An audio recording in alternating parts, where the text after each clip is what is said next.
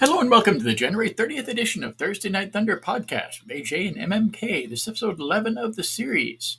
I'm your host, Adam Jason Sinclair, and tonight on the most hardcore program on the internet, we will once again bring you the best discussion about the world of modern motorsports. Tonight, we're hoping to bring you Stirlin Marlin. He's the son of Stedman, grandson of Stirling, great-grandson of Cuckoo Marlin. He's been racing in the asphalt series for some time. He also races in dirt cars. And he's going to be joining us tonight, hopefully shortly. We're going to be having Caden Honeycutt tonight. Caden Honeycutt had a previous commitment. Unfortunately, he wasn't able to compete to be on the program tonight. He is in a sponsor event this evening. So we're going to go ahead and move on with that.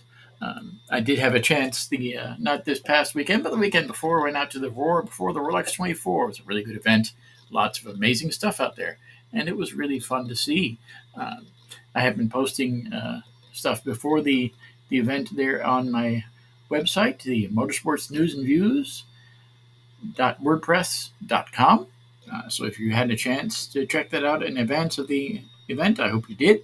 I also posted quite a few pictures on the page for Thursday Night Thunder, as well as on my Instagram page. That's at Faborplums, FABORPLUMBS.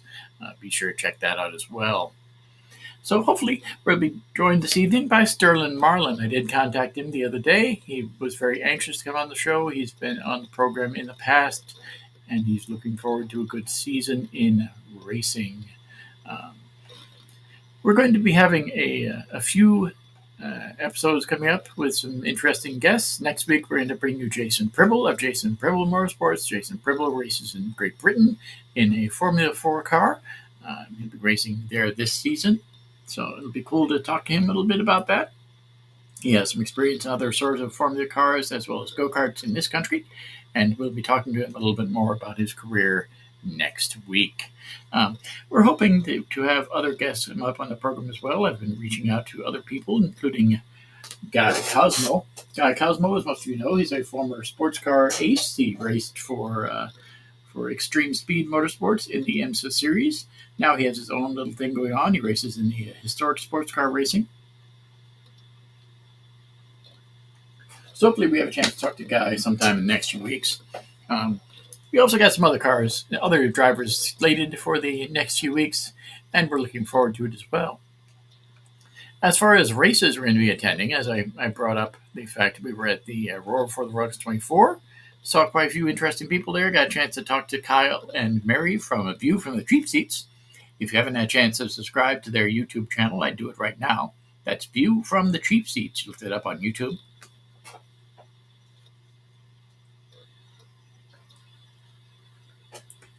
And they did a good review of the Roar before the Rolex 24. They also review other racing events, and they do lots of day trip type things around the Orlando area, as well as some other travel videos outside the Orlando area. They've been to Atlanta and that sort of thing. They've been up to the mountains of North Carolina. So I'd be sure to check that out. That's on YouTube at View from the Cheap Seats. They do a lot of theme park videos as well. So if you're interested in that sort of thing, especially around Halloween Horror Nights, they also do an awful lot of haunt videos. I'm thinking they're going to be doing a video about Daytona and the Daytona 500 coming up. So we're going to go ahead and have them on more than likely middle of next month, mid to late part of next month, to talk a little bit about that. Again, it was nice to see them at the Roar before the Rolex 24.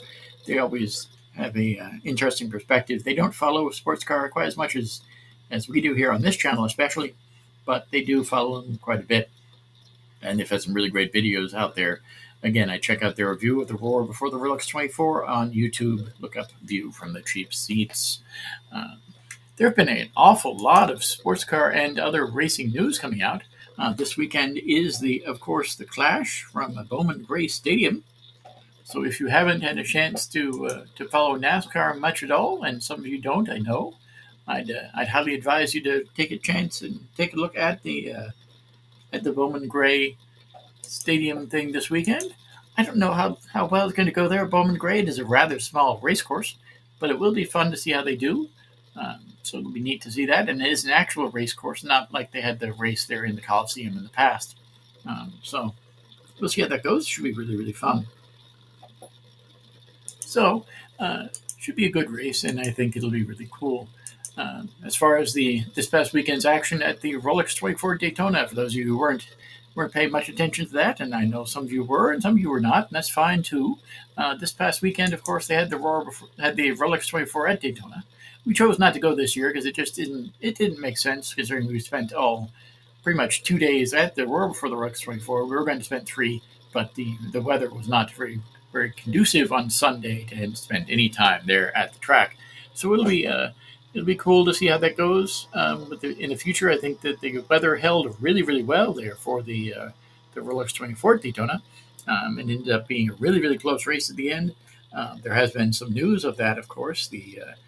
For those of you who are local motorsports fans, local I mean people in Florida, especially people here in South Florida, it was really awesome to see the Tower Motorsports, which is the people who ran the Extreme Speed Motorsports team, worked with that anyway and worked a lot on it. Tower Motorsports ran a P2, which is the LMP2 prototype, and it's an Oreca. They ran one of those this year, and they actually won in class. However, the win does not last forever in sports cars, especially not in IMSA. And since they did not pass final inspection, the win was taken away from them, and they were relegated to the back of the field. Why is that, you might ask? Well, the simple answer is that they did not follow the rules, it seems. They had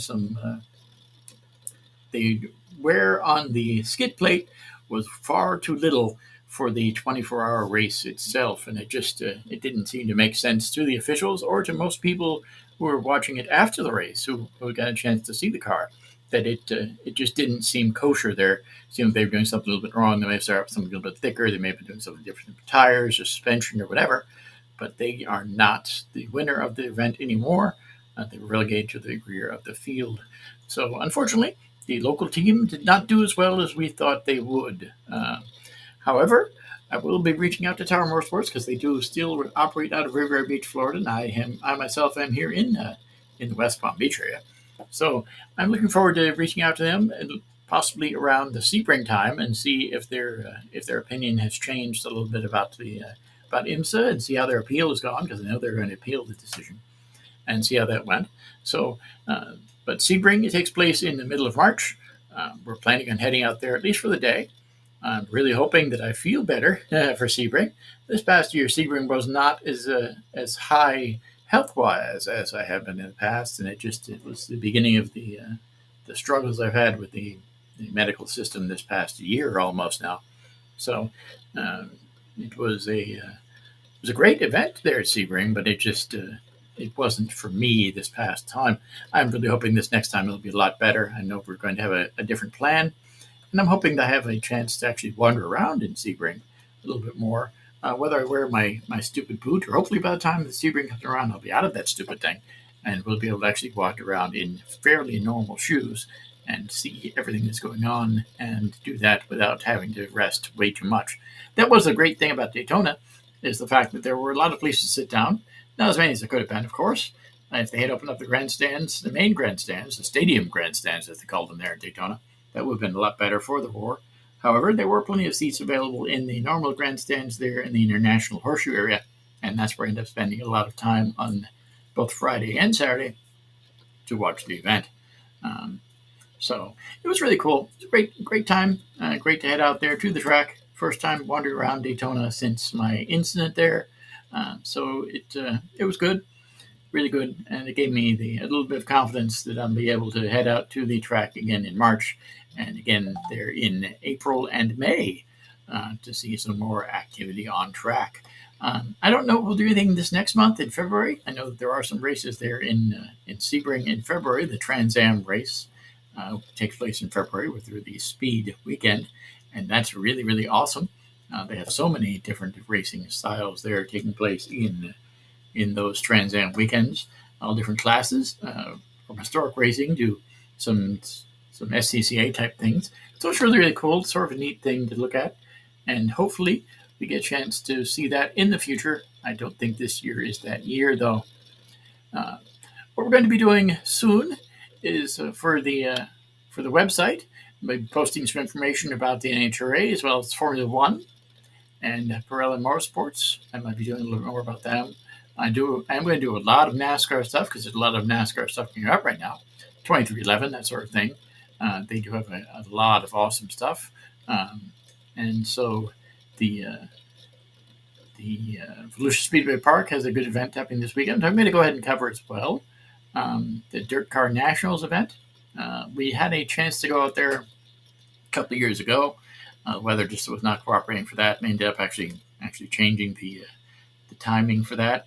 So it just didn't work out for me. But that's always one of my bucket list things is to go out and see the Dirt Car Nationals there at Volusia. So hopefully one of you guys has the chance to look at that, and we'll see how that goes. So in other NASCAR news, let's go ahead and talk a little bit about that. Doesn't seem like Stirlin's in the thing yet. Let's talk a little bit about that. The NASCAR news, of course, the leadership of the Legacy Motors Club, ran by Jimmy Johnson, and in the past Richard Petty, has now shifted a little bit more. Jimmy Johnson now has controlling interest of the race team. Richard Petty does not have really any interest at all in the team, although I do think he'll probably still be showing up a little bit about the maybe helping out every so often with that. But he is no longer listed as part of the ownership structure. Maury Gallagher is one of the owners, but he is really a minority owner now. Gallagher Motorsports, GMS in the past. So he'll be doing a really, really small role there at the thing, as opposed to the marquee role they had in the past. And it'll basically be Jimmy Johnson, who will taking over most of the day-to-day operations there at Legacy Motor Club. Jimmy Johnson is, of course, he's planning to race in the Daytona 500. And I think one other race, which is, I think, the Coca-Cola 600 in Charlotte, taking place in May. So for those of you who are big Jimmy Johnson fans, I know a lot of you are. Jimmy Johnson is still active in the sport, although only 2 races a year. I wouldn't really call that hyperactive, of course, but he is an owner as well. And hopefully they have a really good year. They have been making lots of changes there at Legacy Motor Club, and I'll go ahead and be covering a little bit of that on the website shortly. In other racing news, today they announced that the NHRA is going to be streaming coverage of all 36 events free on NHRA.tv. The NHRA announced today that its comprehensive free coverage plan on NHRA.tv and its NHRA YouTube page for the upcoming season on the Lucas Oil Drag Racing Series. In all, the NHRA will be streaming more than 30 Lucas Oil Drag Racing Series events on either NHRA.tv or the NHRA YouTube page for free during the 2025 campaign, including extensive action from across all 7 divisions, special events, and more. The full schedule of complimentary races available at NHRA.tv, with different races expected to be added in the coming weeks. All 20 Mission Foods Drag Racing Series national events in 2025 reviewed on NHRA.tv for the price of $159.99 for the entire season, or $24.99 per national event. That's actually a pretty good deal, considering you don't have to worry about getting dirty. You can watch it from your home. You can turn the volume way up if you're interested in that sort of thing. And it should be a good coverage.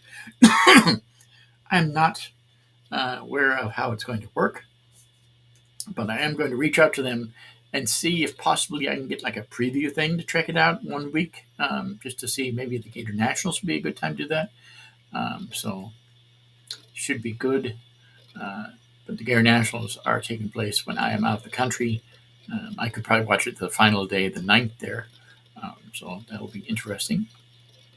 But we'll see how that goes. Excuse me.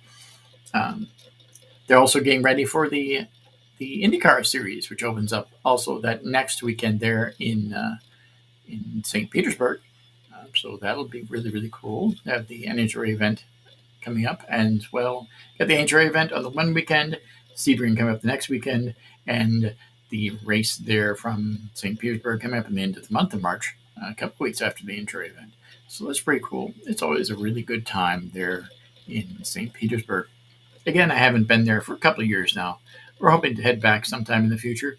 Don't really know when, but that is still on the list. For us, of course, the big event that we're looking forward to next is the Formula E race, the E-Prix there in Miami at the Homestead Miami Speedway. So that'll be taking place there in the April 12th. That'll be our next huge event. We're going to be going, as I said, we're going to be going to Sebring, which is, of course, March 15th. But the E-Prix there is the 12th of April at Homestead Miami Speedway. I did receive a little bit more information about that today, and I'm going to be going ahead and posting that shortly. Again, to Motorsports News and Views .wordpress.com. Now, should be a really good time there. Formula E is going to have the new Evo sessions that they're talking about. Those are with the 11 of the world's most followed personalities, which are kind of cool. British entrepreneur Brooklyn Pels Beckham, Argentine soccer legend Sergio Aguero, British actor Lucien Lavascomte, U.S. actress and record-breaking car builder Amelia Hartford, U.S. tech creator Cleo Abram, and U.S. multi-hyphenate creative Vinny Hacker among the first names confirmed, with more names and pairings to be announced soon. Now that'll be kind of an interesting thing to have the influencers, if you will, follow around in teams with Formula E teams and drivers over the coming next few weeks. They'll be receiving extensive program, which includes simulator sessions, physical conditioning, driver coaching, hardware customization, and engineering briefings. So that'll be pretty neat. It'll actually be really, really fun to see how that goes for the Formula E guys. The biggest teams in Formula E, of course, include Porsche, McLaren, Jaguar, Nissan, and Maserati, as well as racing brands Andretti, DS Penske, Cupra Quiro, and Lola Yamaha ABT.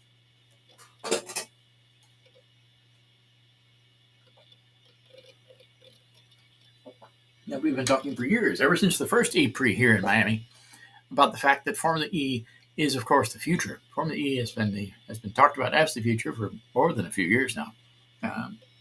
And as Formula One changes, and it will change, in a more hybrid system, that could be the gateway to be having Formula E become the actual preeminent racing series. Now, that's still a few years away, of course, but Formula E is definitely getting its feet underneath them. And with this new promotion, the Formula Evo, Evo sessions, that'll be pretty cool to see how that goes. I'm going to go ahead and watch a little bit of that, and we'll see how that goes. I'm going to go ahead and post this to the page as well, probably over the weekend. So that'll be neat for those of you who are interested in following along with Formula E. This weekend, of course, or coming up, not this weekend, coming up in a few weeks. Next weekend, looks like. There'll be the FARA Miami 500, which is taking place on the February 7th through the 9th. That looks like that'll be really interesting there. For those of you who have followed FARA, that's Formula Cars, GT Cars, Super Cup cars, and Pro Spec cars, as well as Miata Cup cars. They go around the entire road course area there in Homestead. So that's pretty neat. They're going to be running a full day, 2-day sim racing competition on site during the weekend from 10 a.m. to 2:30 p.m. So that'll be interesting. They're going to have they have a new sponsor there, Mission Foods, of course, the Pro Spec Mazda Championship. So that's neat there. They're doing a lot of great things there with FARA. I've been following FARA since the very beginning. So it'll be kind of cool to see how that goes this year. We might actually be heading down to that. I don't think we will, but we'll probably be going down to at least a couple of FARA events this year. That is really the time for you to check it out, of course, because FARA is really awesome. For those of you who haven't checked out the FARA events, I'd advise you check them out. They're there at the Homestead Miami Speedway. They also compete at a few other events, including Sebring and other places. Sebring, Homestead, they'll be at the Barbara Motorsports Park this year in August. They'll be heading to NOLA in September. It'll be the first time they're going to be there. They'll be going to the Firm in November. For those of you who are not familiar with the Firm, I'm not either. But they'll be heading out there to the Firm. That's the big private motorsports park facility there in the northern part of the state. They're also going to the Audubon Raceway. Now, I honestly have no clue whatsoever where the Audubon Raceway is. I'm going to assume that it's probably here in the state of Florida somewhere, but we'll figure that out and see where that is. We'll have to look at their schedule and see where Audubon is. But they're heading to Homestead, of course, for their first 2 weekends, February 7th through 9th, and March 7th through 9th. In April, they'll be heading up to Sebring. That'll be April 18th and 19th. May 17th and 18th, they'll be back at Homestead. June 14th to 15th, they'll be up in Atlanta. July 5th and 6th, will be the Audubon Raceway. Again, I don't know exactly where that is, but I will be looking it up. August 8th through the 10th, will be at Homestead again for the Homestead 250. August 16th and 17th, they'll be heading over to Barber Motorsports Park. That'll be the Formula Fair drivers only. September 6th, we'll be back at Sebring for the Academy drivers. September 13th and 14th, we'll be back at NOLA. They'll be heading to NOLA. That'll be cool for the Hancock 300. In October, they'll be back at Homestead Miami Speedway at the Homestead 300. November, they'll be at the Firm. And then back in December, again at Homestead for the Race of Champions. That'll be December 19th through the 21st. We're going to go ahead and probably post a little bit more about that as well. Again, that'll be posted at moresportsnewsviews.wordpress.com.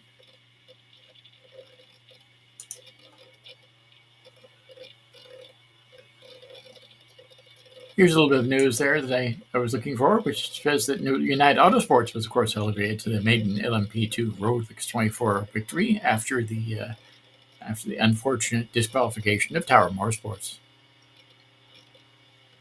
So they will. I'm probably not going to post that. I might post that. It is an interesting little bit of news. I'm probably going to post that, of course, to the website as well. So not really the best thing that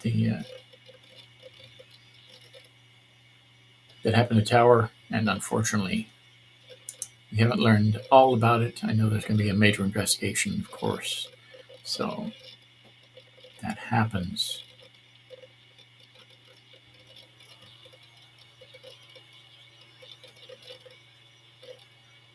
In the two-wheel racing news, there's a lot of tickets going on sale now for the American Flat Track Series. They're going to be racing there in March, of course, in Daytona. Be sure to check that out. I'm going to go ahead and post more information about that on the motorsportsnewsviews.wordpress.com page as well. So be sure to check that out. There's also a little bit of stuff that came out today about the events there out west. So we'll be going ahead and posting that as well.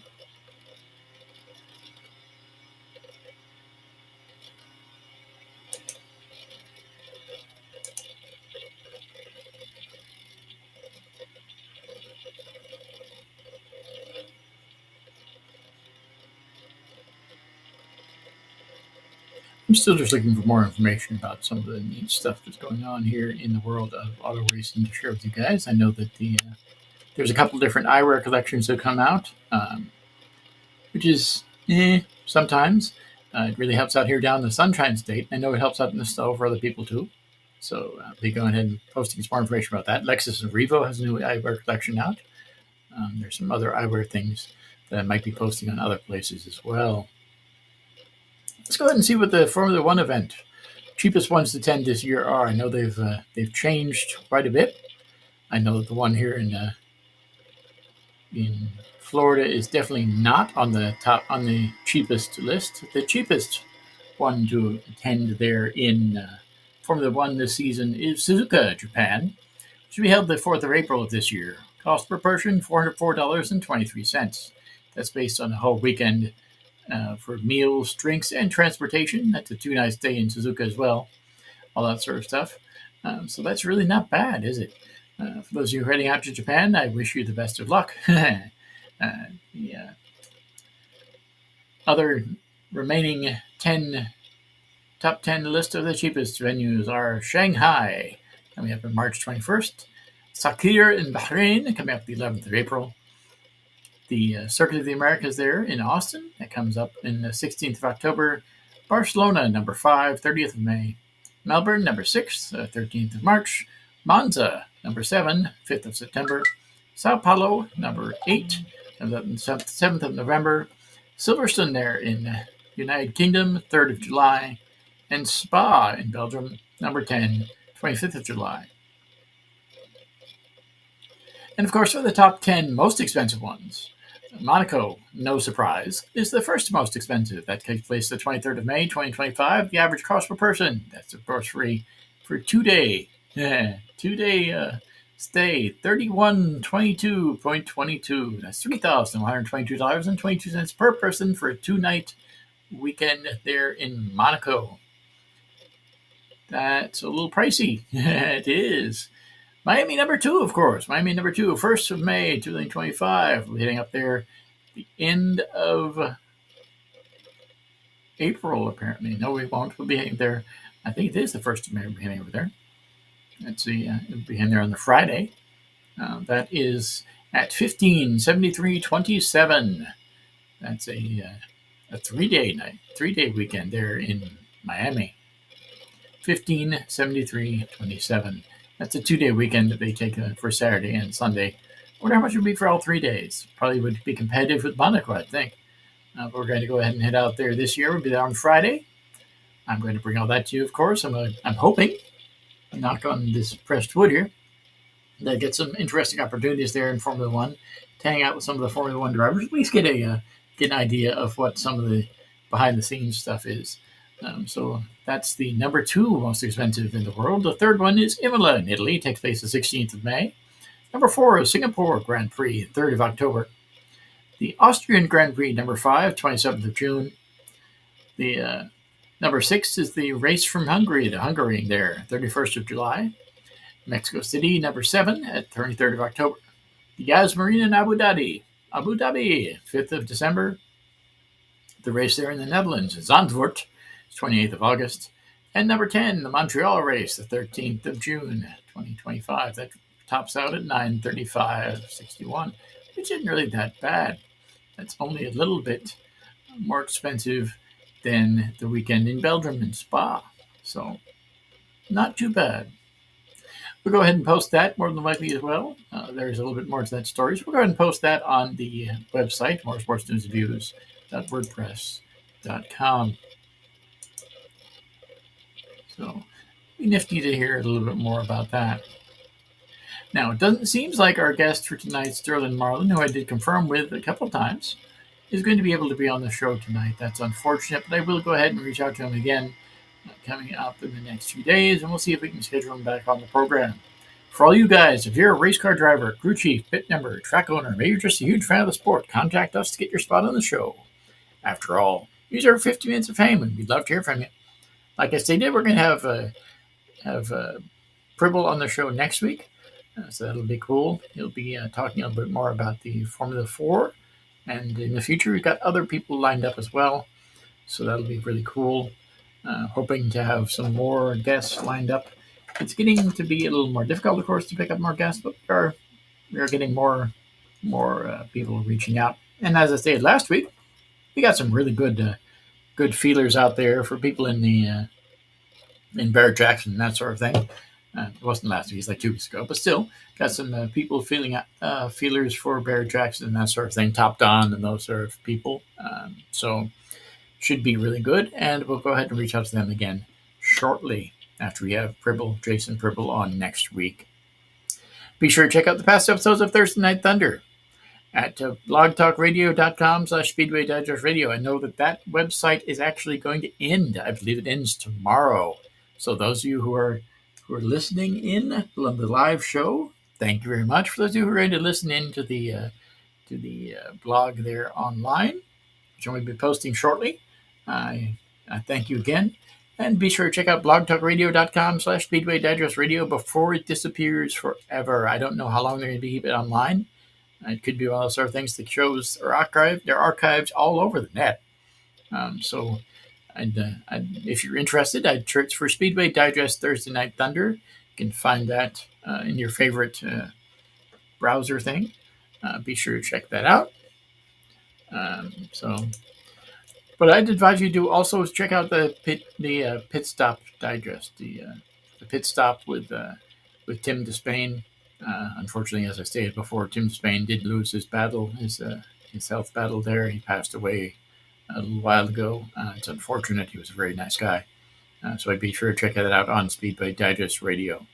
The Pit Stop was a good show. It was really, really fun to listen to. You can check out this show on the new thing they just uploaded the other day. Check this show out on YouTube now. I invite you to it. I think I'm going to be doing great things there on YouTube with the show. So be sure to go to youtube.com/FABORPLUMBS. That's youtube.com/ForBorePlums. Be sure to check it out there. I published all the past episodes of this program to YouTube. And so I hope you can find it there. It's a great place, great resource. You can also check it out here on Facebook at facebook.com/SD Thursday Night Thunder. And you can listen to previous episodes of this show not only on YouTube, but at Thursday Night Thunder Podcast.podbean.com.